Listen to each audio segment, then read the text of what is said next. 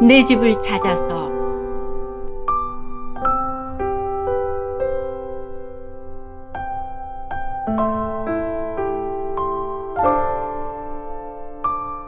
두 번째, 복세 무덤의 일터.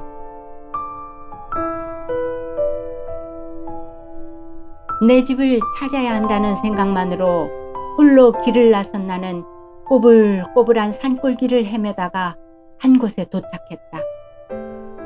그곳에 가서 보니 저만치에 한 무리의 사람들이 몰려 있었다. 나는 혹 저들이 길을 알고 있지 않을까? 라는 생각이 들어 내 집을 찾아가는 길을 물어보려고 그들에게 다가갔다. 가보니 주로 젊은 남자와 여자들로 약 15명 정도의 사람들이 모여 열심히 일하고 있었다. 그런데 자세히 보니 거기에 낯익은 것이 있었다. 그것은 바로 복세 무덤이었다. 아주 오랜 옛날 청양군 사양면에 있는 구봉 광산에 갔었을 때 본 것이었다. 사양면에서 내 동생 이선갑 장로가 교회를 개척하여 목회를 했었는데 그곳에 있는 구봉산에 금광이 있었다. 그 광산에 가보면 금을 얻기 위해 돌을 부수어 가루로 만든 후 쌓아진 큰 무더기들이 여기저기 많이 있었다. 말하자면 그 광산은 금이 없는, 아니 이미 금은 다 파먹은 껍데기 금광인 것이었다. 그 껍데기 돌가루로 쌓아진 무더기를 사람들은 복세 무덤이라고 불렀다.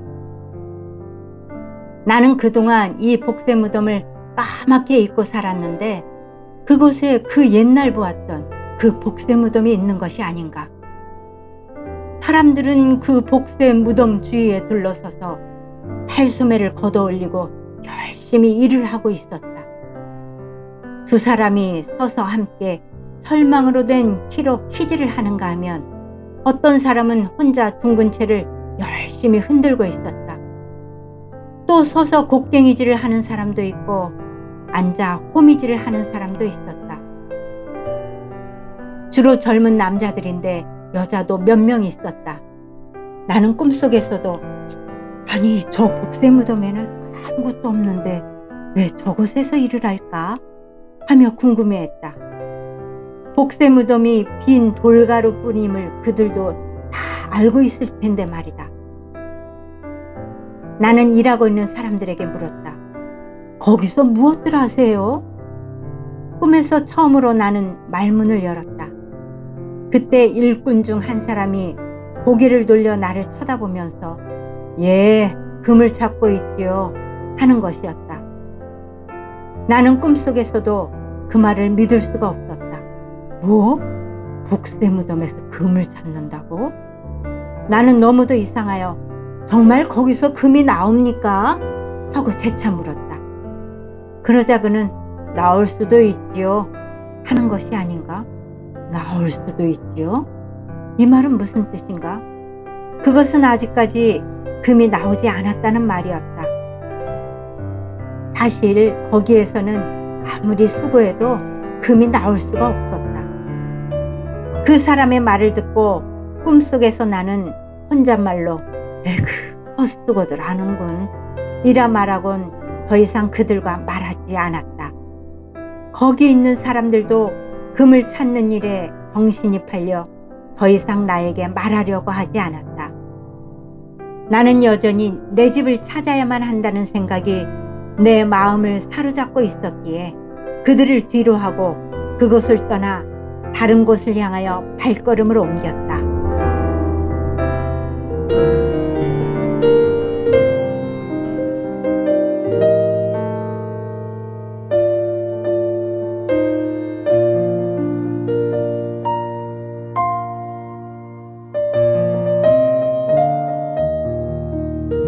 빈손으로 그리고 옆에 아무도 없이 홀로 집을 떠난 권사님은 꼬불꼬불한 길을 한참 지나서 복세 무덤에 이르게 됩니다. 여러분은 이 복세라는 말이 다소 생소할지 모르겠습니다. 모래 무더기라고 하는 이 복사를 지방 방언으로 표현한 것입니다. 이 복새 무덤이란 금을 캐고 난 광산에서 이 흙가루나 또 모래, 돌 이런 것들로 쌓여진 바로 오래전 충남 청양의 구봉광산의 그 폐광된 모습을 본 것입니다. 그런데 그곳에 아직도 많은 사람들이 손에 쟁기나 삽 같은 도구를 가지고 금을 찾기 위해서 열심히 애를 쓰고 있는 것이었습니다. 마치 그들의 모습은 죄로 인해서 타락한 이 세상에서 인간의 그 어떤 노력이나 행위로는 그 금과 같은 천국의 기쁨, 영원한 생명을 얻을 수 없는 것을 깨닫게 합니다. 그들의 손에 쥔 다양한 도구들은 오늘날 최첨단의 과학을 의미합니다. 인간은 행복과 삶의 질을 추구하기 위해서 첨단 과학을 이루어내었습니다. 그러나 오히려 그 욕심으로 인한 빈부의 격차 등 심화된 갈등으로 이 땅에는 전쟁과 테러가 끊이지 않고 있습니다. 오히려 교만한 가운데 하나님을 등지는 삶을 살아가고 있는 이들이 무수히 있습니다. 마치 창세기 11장 신할 평지에 세웠던 그 바벨탑을 연상하게 됩니다. 당시 최첨단의 공법으로 하나님을 대적하는 인간의 시도, 인간의 과학의 모습을 보여줍니다. 자연석 대신에 불로 구운 벽돌과 진흙 대신에 콜타르 같은 역청을 사용함으로써 강도를 높여 높이 빌딩을 건축했던 그 공법은 결국 하나님이 진노를 피하지 못하고 그들은 이 땅에서 흩어짐을 경험하게 됩니다. 죄의 결과로 에덴에서 흩어진 아담과 그의 후손들은 다시 한번 이 땅에서 흩어짐을 경험하게 되었던 것이죠. 물질이나 정력, 쾌락, 그리고 세상의 부와 명예를 얻기 위해서 잠자지 않고 끊임없이 삽과 쟁기를 들고 애를 쓰는 그 인생들의 모습은 마치 복새 무덤을 파는 사람들의 모습과 오버랩되기도 합니다. 최근 한국의 폭우로 인해 너무나 많은 사람들이 생명을 잃었습니다. 지금도 수많은 이재민들이 고통하고 있습니다. 이런 가슴 아픈 소식을 들으며 이들이 이러한 고통의 시간들을 통해서 영원한 생명 되시는 하나님을 만나도록 우리는 기도해야 할 것입니다. 할 수 있는 대로 그들에게 다가가 그들에게 위를 바라보고 살아계신 하나님을 바라보도록 그들에게 위로뿐 아니라 생명의 말씀을 전할 때입니다. 복새 무덤 주위에 여전히 머물며 땀을 흘리는 자들이 참 많이 살아갑니다. 눈에 보이는 세상의 것들을 한때 열심히 쥐어보지만 주님 부르실 때 그 움켜쥐었던 손을 편 채 결국 빈손으로 돌아가는 것이 바로 저와 여러분의 모습입니다. 결국 복새 무덤에서 아무것도 찾을 수 없음을 알면서도 그곳을 떠나면 왠지 불안하고 또 그곳에 있는 사람들과의 사회적 관계를 염려한 나머지 그들 주위를 떠나지 못하고 맴돌고 있는 그런 모습도 우리들 자신 가운데 발견됨을 고백합니다. 어머니 복중에서 우리를 부르신 주님은 이 세상이 아닌 영원한 천국의 여정을 걷도록 지금도 말씀하고 계십니다.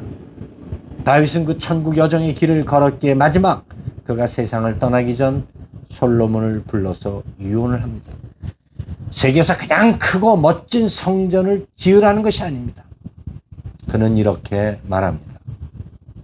내가 이제 세상 모든 사람이 가는 길로 가게 되었느니 너는 힘써 대장부가 되고 내 하나님 여호와의 명령을 지켜 그 길로 행하여 그 법률과 계명과 율례와 증거를 모세의 율법에 기록된 대로 지키라.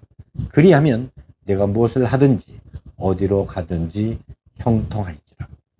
다윗이 솔로몬에게 전한 것은 바로 복세 무덤과 같은 세상 일에 인생을 허비하지 말고 하늘을 소망하며 살아가려는 말이었습니다. 힘써 대장부가 되라는 것은 하나님의 창조하신 인간 아담의 처음 모습을 말합니다.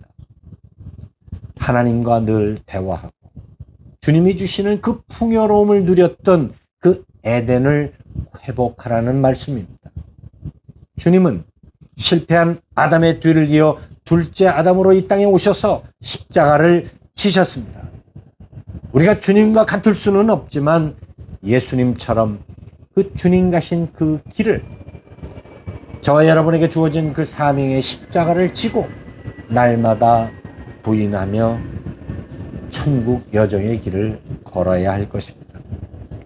안타깝게도 솔로몬은 다윗의 이 안타까운 유언에도 불구하고 세상에서 최고의 명예와 부를 누리면서 타락의 길을 걸었던 것을 우리는 기억합니다.